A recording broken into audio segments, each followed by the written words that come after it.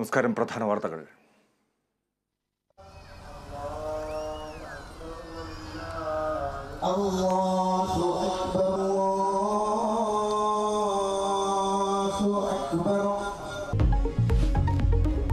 മാസപ്പിറവി കണ്ടു. സംസ്ഥാനത്ത് ചെറിയ പെരുന്നാൾ നാളെ.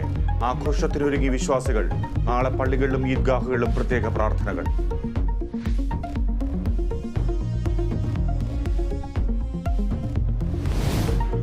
കോൺഗ്രസ് നേതാക്കളുടെ മക്കൾ ബിജെപിയിൽ പോകുന്നത് തെറ്റെന്ന് AK ആന്റണി. പത്തനംതിട്ടയിൽ അനിൽ ആന്റണി തോൽക്കും.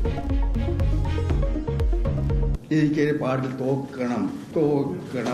അവിടെ കോൺഗ്രസ് ജയിക്കണം, ആന്റോ ആന്റണി ജയിക്കണം. പിതാവിനോട് സഹതാപമെന്ന് അനിൽ ആന്റണി. ഒരച്ഛനും മകൻ തോൽക്കാൻ ആഗ്രഹിക്കില്ലെന്ന് പത്മജ വേണുഗോപാൽ. ഇടുക്കി രൂപതയ്ക്ക് പിന്നാലെ കേരള സ്റ്റോറി പ്രദർശിപ്പിക്കാൻ താമരശ്ശേരി രൂപത. ചിത്രം പ്രദർശിപ്പിക്കുക KCYM യൂണിറ്റുകളിൽ. സിനിമ പ്രദർശിപ്പിക്കില്ലെന്ന് തലശ്ശേരി അതിരൂപത. കേരള സ്റ്റോറി സംസ്ഥാനത്തെ അപകീർത്തിപ്പെടുത്താനുള്ള പച്ച നുണയെന്ന് മുഖ്യമന്ത്രി.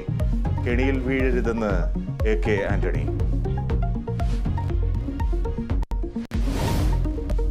പൂക്കോട്ടെ സിദ്ധാർത്ഥന്റെ മരണത്തിൽ കുടുംബത്തിന്റെ മൊഴിയെടുത്ത് CBI.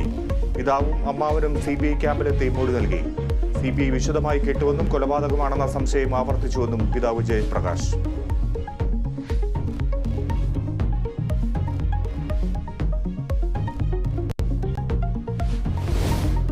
മസാല ബോണ്ട് കേസിൽ തോമസ് ഐസക്കിന് ആശ്വാസം. ചോദ്യം ചെയ്യാൻ വിളിക്കണമെന്ന ED ആവശ്യം ഹൈക്കോടതി അംഗീകരിച്ചില്ല.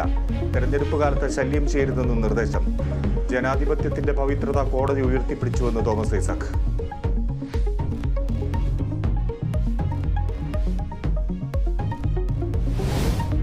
കാസർഗോഡ് ചീമേനിയിൽ അമ്മയും 2 മക്കളും മരിച്ച നിലയിൽ. കുട്ടികൾക്ക് വിഷം നൽകി അമ്മ ജീവനൊടുക്കിയെന്ന് പോലീസ്. തൃശൂർ വേലൂരിൽ 3 മക്കളുമായി അമ്മ കിണറ്റിൽ ചാടി. 2 കുട്ടികൾ മരിച്ചു.